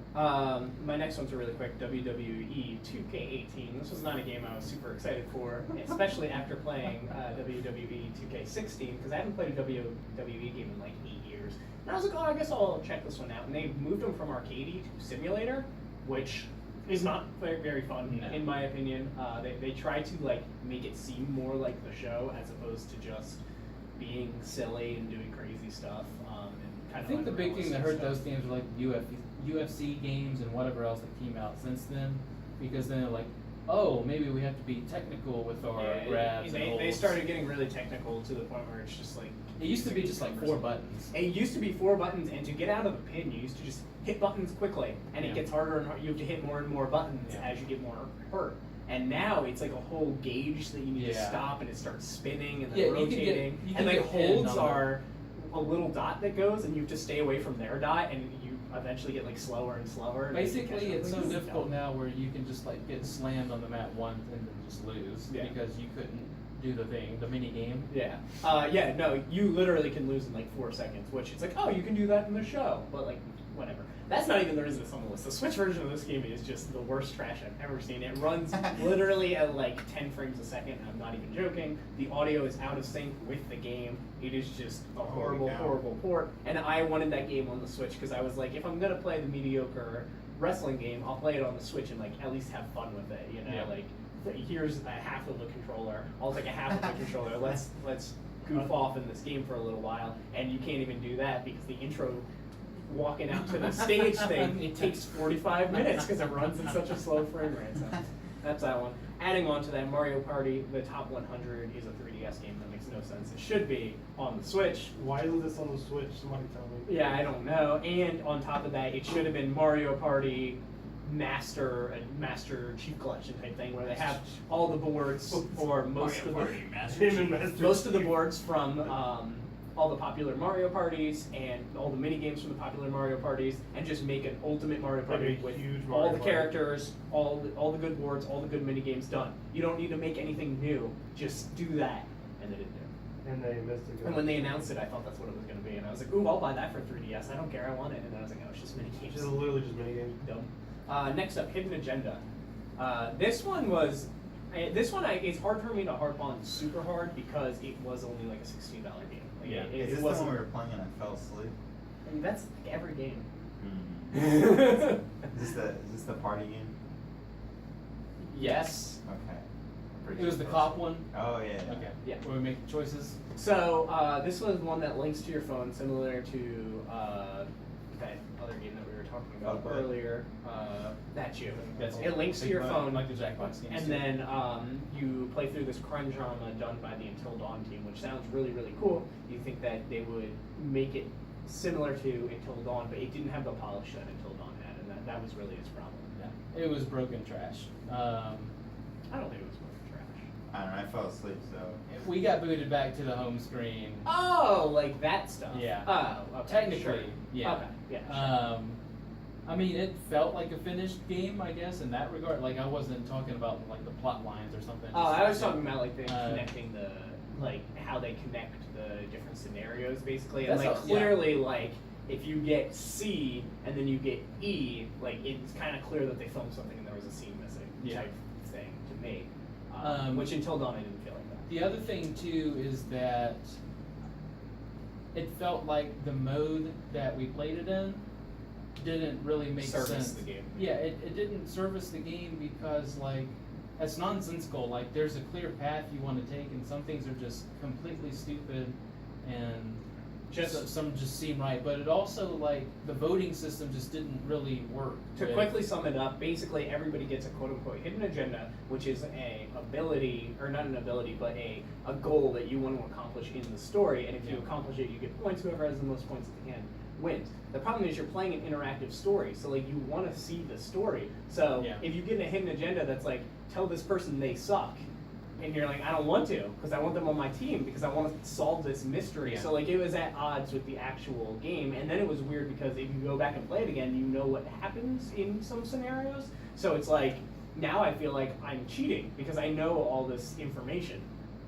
Well, I don't think it works in that sort of game, just because, like you said, you're trying to solve a riddle or solve a mystery, and some things are just like, don't solve the mystery. Yeah. Might as well just be the hidden agenda. Yeah. Try to not beat the game. Completely lose. It's like, oh, Well, that's Yeah. no fun. Yeah, so it's weird that it was even point based and stuff. I think that these other single player, not single player, but the other mode works better where you're like voting on who you think's most confident, who you think Yeah. would react the Yeah, I like fastest. that. And like that I think works much better, Yeah. and I think that's the way to play the game. But this was definitely disappointing. I There's think if you're no going way to use the around mode that we played, it needs to just be an open game and not like a mystery that. sort of thing. Yeah, the genre is at odds with it. Yeah. That's true. Or like a game that starts out as like no kind of like stories. It starts out as like no genre, and you could turn it into a horror or Sure. a comedy or whatever, depending on what you're It doing. needs to be opened up a lot more if you're just going to have like freedom of choice sort of thing. Finally, Star Wars Battlefront 2. What do we think about this game? I mean, the internet's said basically everything that needs to be said about it, but obviously the system that they started out with, even though they fixed it a week into the game, just I find this really funny. So, just a real quick summary. Basically, there was progression locked to loot boxes. You unlocked loot boxes in game, but you could also purchase loot boxes. Yeah. So you could literally purchase progression. And games, people don't like when you can do that in games. You want to unlock characters. You want to have better guns. You want to upgrade, have better skills. All in loot boxes that somebody can just drop $80 and instantly, literally, their character is better than your character because they dropped money into the game. So that wasn't cool. This is going through all that EA early access stuff, which is something I've been totally against since it started, where they're like, oh, you get the game early. And it's like, have fun with your freaking 4 days of a terrible video game. And then big Mickey Mouse called EA, and they're like, fix this, you're giving Disney, or you're giving Star Wars bad press. So they removed all of the microtransactions from the game. Now you still get loot boxes, but you unlock them through game only, Yeah. which is a little better, I guess. The funny thing to me is that then Star Wars came out, and Star Wars just got bad press after that, so I actually kind of find it sort of funny. The game on it's fine. It feels similar to how you feel, I think, about For Honor. It feels like a little bit of a stale, just painted Star Wars game. Mhm. A really pretty painted Star Wars game that's a little bit stale. I love that they acknowledge the prequels and they're bringing all the stuff that I really like. Yeah. I love that they did a story even though it's 2 hours long. Like, I'm glad that they did that stuff. I'm not happy that they're like, oh, story expansion and all this stuff. that's what I called But- it, or I said the game had like an identity crisis, or it doesn't know what it is. Like, is it a loot hero-based game, or like what is it? They tried to dip a foot into every pool and it Yeah. didn't work very well. I just like, after playing the first game and being like thoroughly disappointed with it, I just like had no. I mean, I was but- more than willing to give this one a shot. The but it thing is, just- they came out on stage and went, remember how we didn't have a story and you guys hated it? We fixed it. Remember how you like turned into the heroes from collecting the cards on the field? We fixed it. Remember how everybody was complaining about that? We fixed it. And they literally went through and fixed everything, and everybody's like, what? All the DLC is free. Yeah. You know what I mean? Like, we fixed it. And it's like, oh, and then it comes out and they're like, but there's loot boxes and you gotta buy them or your character's gonna suck. Like, I don't know. It just, from the launch, it just missed the point of the game, which is everyone wants to have a fair chance at getting their favorite hero, Right. and not have to grind 40 hours for the chance of not getting that hero. Yeah, it'd be different if it was just like complete all the stuff and you unlock the hero, Yeah. like we were talking about earlier. Which I'm fine with. And like the old Battlefront games, it was just like, here you go. Yeah. You want to be Mace Windu? Boom, there you go. There he is. Yeah. So they just, I don't know, they got rid of the fun part of the game. So All right, so that's it for disappointing games. I'm super excited next week to do our Game of the Year stuff and kind of send off 2017. But before we do that, we need to go over our predictions from 2017 and make some predictions for 2018. All right, so let's go over the 2017 predictions. We've had them locked up in this envelope since the day we did them. I am curious. I can only think of like two things that I you have like on sealed here. it and everything. Oh yeah, man, this is official. It's been So it's sitting been licked? right there for a year. Yep. It's been licked. Yeah. Do you want to lick the new one? All right. Not yet. So we might need a fact checker for this. Todd. Okay. That is going to be you. All right, I'll check the facts. Just in case we're not sure what qualifies or what happens, we'll have to figure it out. I don't remember any of these, and I'm kind of excited. Here we go. I remember too that I was dead wrong on. First prediction. Kevin says 2 delays at least. So at least 2 of these games will get delayed. Mass Effect Andromeda did not get delayed. Ni no Kuni 2 did get delayed. Shenmue 3 did not get delayed. It's going to though. I don't think. Look up if Shenmue 3 got delayed. And the other one was South Park: The Fractured Butthole. Did that get delayed like 2 weeks? I think so too. So look up Shenmue 3 delay or South Park Fractured Butthole delay. Todd delay. I think Shenmue 3 is indefinitely at this point.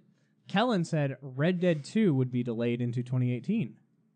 That happened. Ding. Yeah, Kellen. Shenmue got delayed. What did? Shenmue 3. Fractured Butthole. So I get a point for those. Nick says Xbox Scorpio will cost $399.99.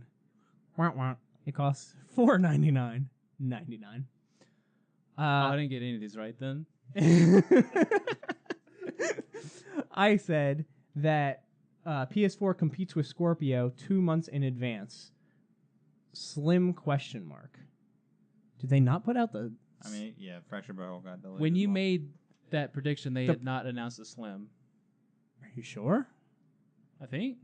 The Slim didn't come out this year. Neither did the Pro. They came out in November last year.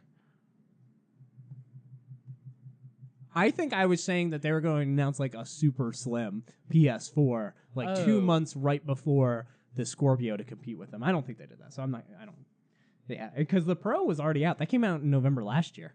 So that doesn't make sense. Maybe we need to be more descriptive for our time vault. Kevin has a terrible prediction.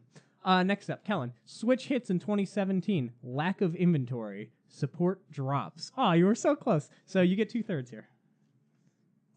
Oh, shit. That was pretty good. The Switch did hit. There was definitely a lack of inventory. Support did not drop, though. It's actually it's actually ramped up. It's going to pass the Wii U in 3 million more sales. Nick, Persona 5 review, highest of the year on Metacritic. I have bad news for you. Yeah. It's number like 5 or 6. He forgot Zelda was also coming out. Also Mario and Divinity Original Sin and what are the other ones? I forget. Original Sin 2.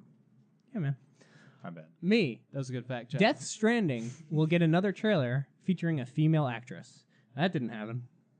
Bonk. I got another trailer. Sure, man. Yeah, but Well, you don't know the gender of the baby. that's right. The baby didn't tell me, so I don't know. To be fair, Norman Reedus didn't tell me his either. Next up, Skillbound Kellen. Skillbound will release November 2017. Sorry, buddy. I got bad news. I thought for that you one was too. mine. Okay, I'm feeling better. I really wanted that game to come out. Nick says Splatoon 2 is coming in 2017 and it is Switch exclusive. Nick, you get a point. Give me them points. Yeah, I thought the Scalebound was me. That's awesome. Kevin says SNES Mini announced the cord is a lot short. What the fuck does that mean? Cord is a lot short. Oh, is not short. I was saying that they're extending the cord. That happened. It's still short, but it's longer by 2 feet, so that's good. Kellen, Tekken 7 comes in 2017. Outsell Tekken 7 positive received. I think we need a new note taker. Tekken 7 2017. Outsell Tekken, probably Tekken 6. We're gonna have to fact check this by checking the video. Positive received. So you at least got 2/3 for that, and I'll put it floating because if we need to, we'll figure that out. It's probably outsells Tekken 7 or 6, I would imagine.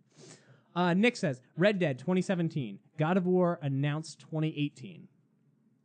50% for you. To be fair, I was correct, but they pushed it. That's fair. And then finally, our last predictions. Kevin says Spyro 1, 2, and 3 will get a remaster. That did not happen. Bummer. Oh, man. I'm going to read. Okay, Kellen. Spider-Man 2017, Insomniac. That did not happen.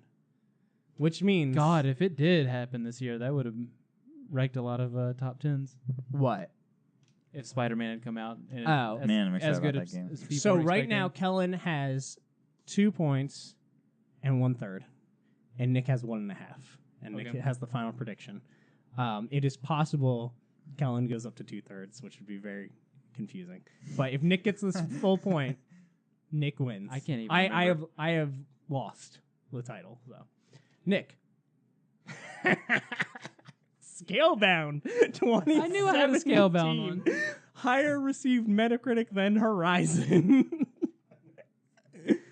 And your winner. Is 0 higher than 92? And new champion, Why do we both do Scalebound? That's well, whatever. Kellen Williard. I think we both like dragons.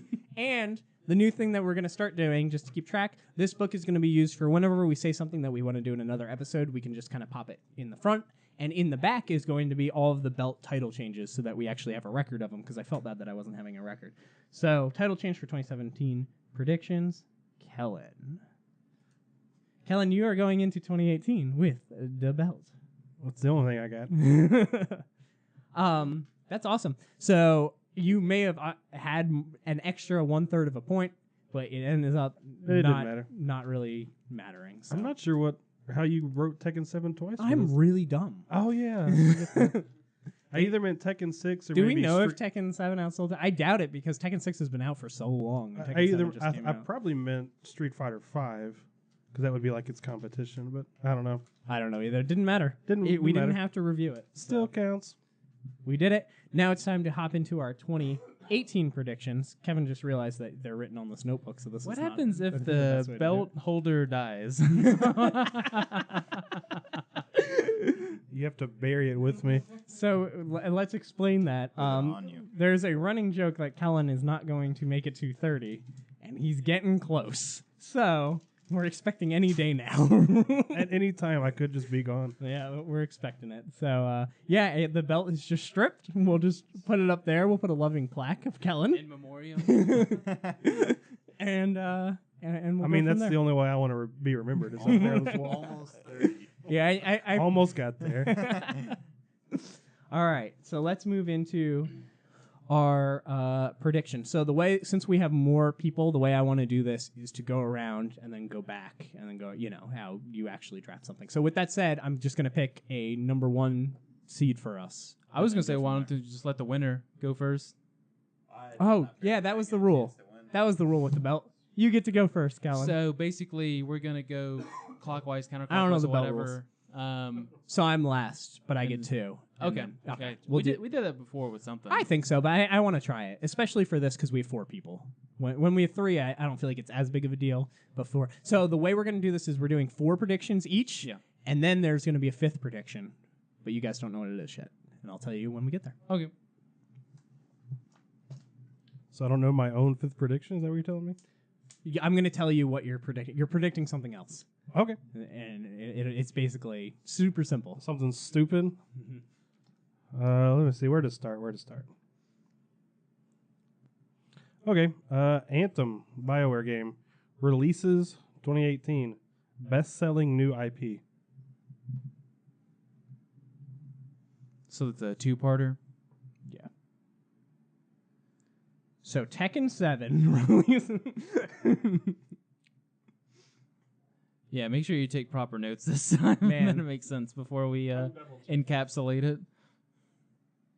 Hey, why? Nothing went wrong. I'm going to go against the grain a little bit. Halo 6 announcement, fall 2018. And I say against the grain because I don't think they've ever released a Halo the same year they announce it. They're doing that now, man, and no one's gonna like it. They're gonna go, "Why does this look like garbage?" And they're gonna go, "Oh, we have no time to fix that." And if it doesn't work, then backup prediction is rest in peace, Xbox. Rest in peace, Halo. Xbox VR announcement. Wow. Do you think it's gonna work on all Xboxes? Yes. Well, not the original or the 360, but Xbox original VR. that'd be odd because they've been doing all that AR stuff. So when they Yeah, I agree, but he's just not gonna get the point, so it's fine. okay. I'm gonna take what I consider an easy one. Kingdom Hearts 3 is not coming in 2018. It's been announced for 2018, No kidding. so it's fair game.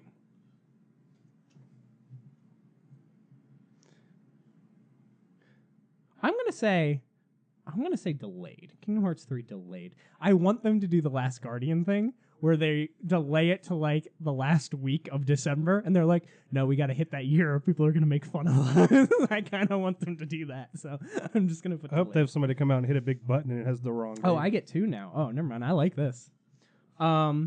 Next. Death Stranding gets a trailer with a female actress. We are doing it again, and I think that that's almost too easy, so I'm throwing out Emma Stone. I'm going to put Emma Stone again. I really think it's going to happen.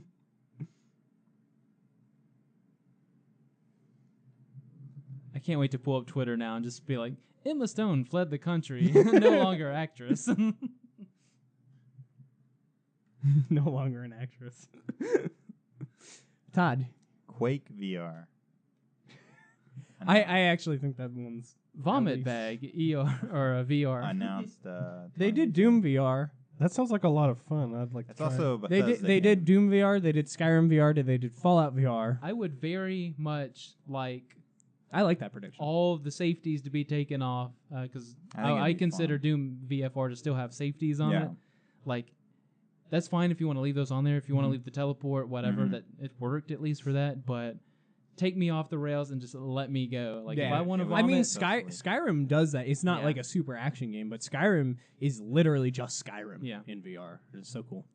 I think it'd be very cool though. It'd be very fun. Interesting. I might have just added to my list then.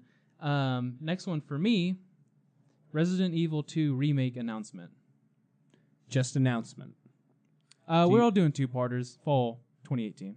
Okay, I'm just going to give you 2018 because I Okay. think that's ballsy. I mean, it's the 20th anniversary. Is Never the, mind. I'm just kidding. I like it. Oh. It's almost like we. It's almost like we need another mic. Let's see. Final Fantasy VII Remake Episode 1 releases 2018. Probably not happening, but I hope it does. I don't know, champ. Oh, I get another one. Yeah. It feels good, doesn't it? It does. I'll save that for last because no one's stealing it. Switch Pokemon exclusive game announced. It's already been announced. Has it? Uh-huh. Did I miss that? Probably. Apparently. Okay. It's Cool. been announced.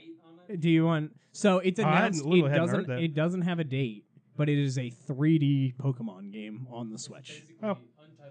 Yeah, literally, it was Pokemon for the Switch. was Okay, well, the- that is their 2018. you think it's Pokemon. coming out Yeah. 2018? I All hadn't we've heard gotten is that logo. that. Don't care. Go with it. Okay. 'Cause my last one was not even going to happen, so.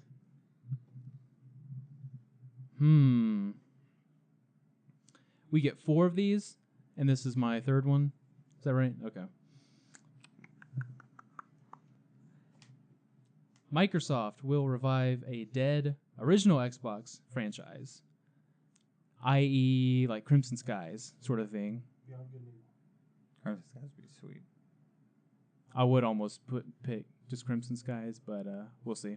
I just think just an original Xbox maybe doesn't have to be Mechasol, something along those lines. Xbox only. Now, when but you say something- revive, does a A new remaster game. count? no. Okay. They might bundle it in with it or something like that. Like if they made Crimson Skies 2, here's one to go with it, or maybe now it's Microsoft revives dead original Xbox game, not remaster. doesn't have to be a sequel either. It could be Okay. 0 or whatever. Jump back in the timeline.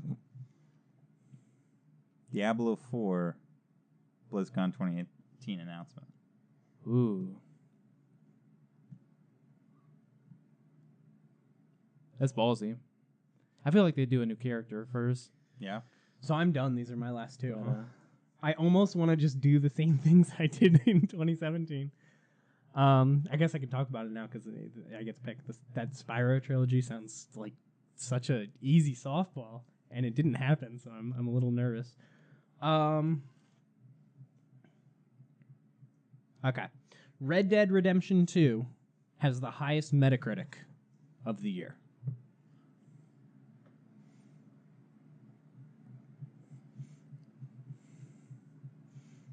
Someone forgot God of War was coming out. No, I don't think God of War will. I think people will be so mad at that game because it changed so much. I think it'll hurt it. We I shall want to see. cream my pants. The problem is we didn't actually know if the Switch was even coming in 2017 when we did the predictions last time. Yeah. So you said, what did you say was going to be the highest? Persona? Persona. Like, you didn't even know there was a Mario or a Zelda coming that year, to be fair. And I don't know. Like, for all I know, Nintendo's going to come out and be like, Odyssey 2, go fuck Yeah. yourself. Like, whatever. In So- that order. So Red Dead 2, I just highest want to hear Reggie Metacritic. say that now. Kevin. You didn't think that I only brought those announcements. Still one of the best Next guys in up. the industry. Man, I have a lot of good predictions. We're going to go over kind of what we've had afterwards. But I'm going to go negative news. Sony closes down one of its studios. I think Sony... Like major. Yeah, one of its... it has like 16 studios. Okay. I think they're down to 14 now. I think it's going to close one of its main game studios. I just don't want to hear like didn't sign the lease on one building and they had to move or something. Like, okay. I think it's probably going to be Media Molecule, who did Dreams. Dreams, Because yeah. they've been working on that game for like 7 years. But I'll go a little negative on you Sony pony. I think Sony is going to get Sony some bad press. They're going to close the studio. Game Boy Classic announcement 2018. Released first quarter 2019. You don't need that. It's okay. Alright. If you really want it, I'll put it. But if you're... Also, we wouldn't know that. But I guess we get an announced for. I feel like they're just like pooping them out back to back. Yeah, it's interesting because that is like kind of the next thing that they should do in theory. Everybody's jumping to the N64 Classic, but I do think that the Game Boy Classic kind of makes sense. Where's But my Sega Saturn classic? I don't know what that is. Like, is it just a Game Boy with like 40 Game Boy games on it? Is it something that plugs into your TV? Can it do both? Is it like a Switch that comes with like a stand that plugs? Like, we'll see. I'd be cool with just a Game Boy with like 40 original Game Boy games on there. Mhm. Now, does it have the Pokemon trading card game on it? 'Cause if Does it take doesn't, double I A will not buy batteries it. and die in 2 hours? Oh Jesus! And does it come in awesome fluorescent colors? Does it turn yellow over time? Let's see. I will say I want points, so I'm gonna go for this one.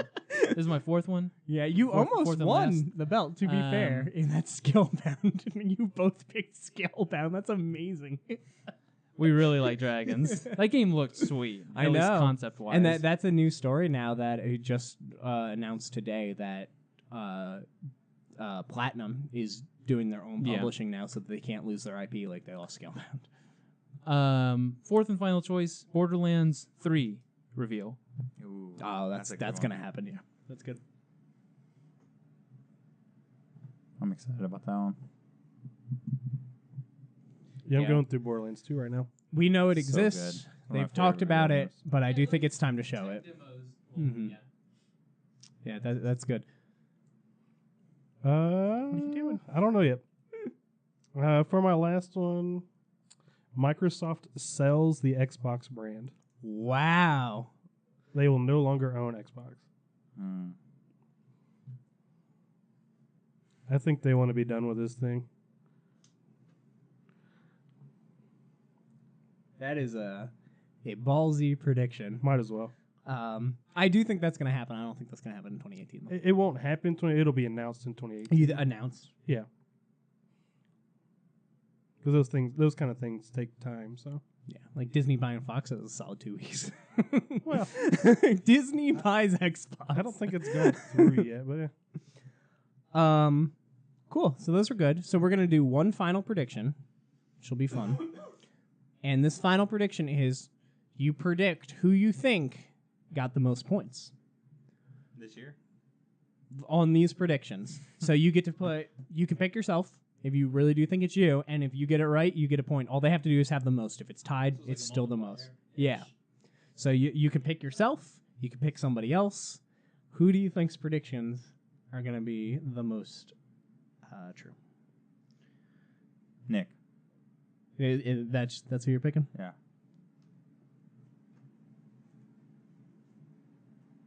It's just the ones I'm most excited about. I can't read upside down. My memory's shit. So Hold on. I gotta wait. We gotta wait for you to flip it. Yeah, I'll go ahead and do mine and then give it to you. Kellen's tough because I think he's got 2, and then I think he has 2 that are total misses. So it's rough. It's gonna be an exciting year Halo if he 6, is 4 for 4. I think possible. I think that's gonna happen. Possible, and I think that's gonna happen. Nick's a good choice. I think it's between me and Nick. To me, fast forward to 2019, and Todd is the winner. If mine come true, they're sweet. God, I feel so strongly about my choices, though. We'll prove it. I did this last time, and Super Hot did not win Best VR game. I'm going Nick. I'm going against myself. The reason I think Diablo 4 is so... I was just I thinking won't that. fight you. I would love Diablo 4. It's just But they don't have anything like big to come out with.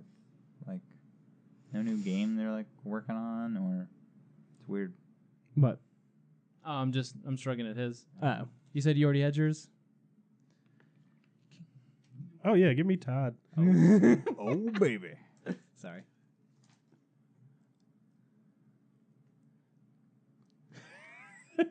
Enjoy that belt for a year. Anthem 2. Ooh, God, that's tough. Kingdom Hearts, Death Stranding. If you didn't lock yourself into Emma Stone.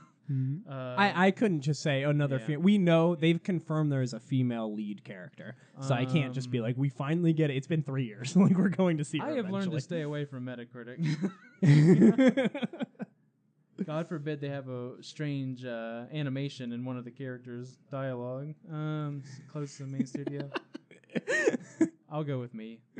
Okay. I like me. Everybody thinks Nick is going to take it, except for Kellen. It's going to be Todd. Awesome. So those are our predictions. I will fold that up, put it in here, and hang it up when the episode is over. With that said, let's just go over some of the other predictions that we thought, maybe why we thought them, and then close out this very long episode. What do you have, Kellen? Anything else exciting? Kingdom Hearts 3 will have Marvel Star Wars Worlds. I don't think so. Awesome. DLC, baby. I don't think that's going to happen. Yeah. Switch Virtual Console announced. Yeah, well, I don't know where that is. Yeah. I was going to do something with the Switch Online, and I was like, Switch Online is hated, and then I was like, Switch Online's loved, and I was like, it could literally be either. One of the two. Yeah, waiting for a Virtual Console. We actually get Detroit becomes human out. Mm-hmm. Spyro remaster. That's about it, other than random ones, just in case. What about you, Nick? I had Wolfenstein, the series, maybe not 2, but Wolfenstein comes to VR. That's Bethesda's next venture. Also with Bethesda, the new IP that they've teased is next year. No new Elder Scrolls or no new anything. Project Star. Yeah, whatever that it's is. called. Yeah. Always have this as my back pocket one, but Cyberpunk 2077 reveal, just like a teaser, like, hey, it exists. I think this would have been number 5 if we didn't get locked into that 5th choice, I guess. Super Smash Brothers Switch announcement. Though I didn't. No, if I it was think going to be a yeah, remaster. I feel like if you made that, you had to say if it's going to be 4 ported or a new one. Because I think if they go one more year, it's like too late to port the Wii U one. But there's still so many stuff like Mario Maker. All the stuff has to get ported. So Metroid 4 gameplay with a 2019 release date. That sounds right. Pokemon Switch shown. Fire Emblem Switch reveal, but I think that one's already like guaranteed. Yeah, it's announced. So I didn't want to break that down in a specific month. Spyro 3, just like everything, or Spyro Trilogy. Sorry, Spyro and Trilogy. we worked with our partners at Activision. We're remastering Spyro 3, just Spyro 3. And that was it. I wish I predicted that Medieval was getting that remaster because that had me so excited. And that's something like I've been asking for Medieval back quite a few times, and I'm like, just give me back Medieval, and they did it. They listened. If I was gonna do a Metacritic one, I was gonna say Crackdown 3 gets like 80 or less. I just feel like that one's high, 80 or less. that low. Yeah. I think that's. I feel like it's gonna. I think it's gonna just get because it 70 or less. it got swept under the rug or something, and I mean all of these big games came out, so I was able to dodge it. But I feel kind of suspicious. That's why about it. I picked you. Like Xbox really needs something, and it's funny because Yeah. I always thought this year Xbox has something. Like Xbox Yeah. has something, Well, they're and gonna then have, E3 went, and Which one? That pirate game coming out, right? yeah, That's another Looks game I fun. feel is gonna flop. yeah. I think I might flop. Yeah, one of my backup predictions was Sea of Thieves is bad. Just flat out, just a bad game. Yeah. Some other predictions were Yeah. StarCraft 3 or Warcraft 4 announcement this year. Sticking to a theme, StarCraft Mhm. 3 is probably most likely out of Yeah. all that. Especially they just remastered the other one. Right? Yeah, well, it got like leaked online, but it wasn't like confirmed like that Diablo 4 was coming out. And Oh, then- really? Yeah, and then there was like 100 Overwatch skins that were coming out. I guess I could have 2018. also said that the From Software reveal actually is Bloodborne 2, and it Oh, comes that out would have this been a year. good Yeah, one. that'd be That cool. would But I have been felt a like really it good was one. like too given. But I do think it's Bloodborne too, Yeah. but so here we go. These were kind of so here's mine. Days Gone is a 2019 game. I don't think it's zombie game. Okay, yeah, I don't think it's coming in 2018. Switch gets a remodeled version. Halo 6 is coming 2018.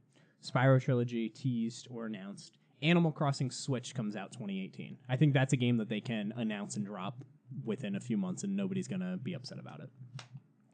Sony closes a studio. PlayStation VR gets new controllers. I think they're just going to wait to the PS5 at this point, but it was a backup prediction.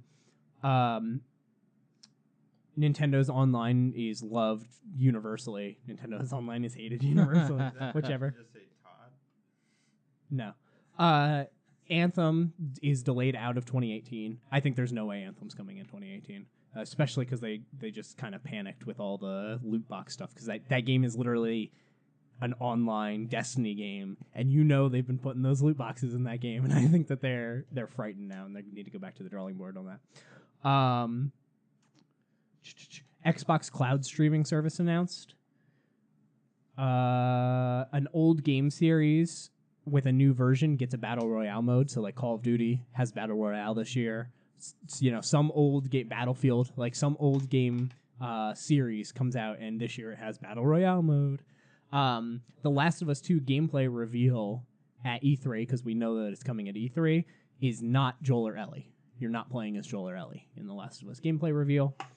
And my final one, and this is my crazy one, but I actually really wanted to pick it. Death Stranding gets a playable teaser, 2018.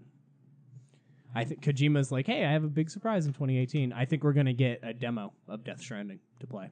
Is it going to become a full game, though? I'm not sure they're working on a game, to be honest. I think They've got cool merchandise for it. Yeah.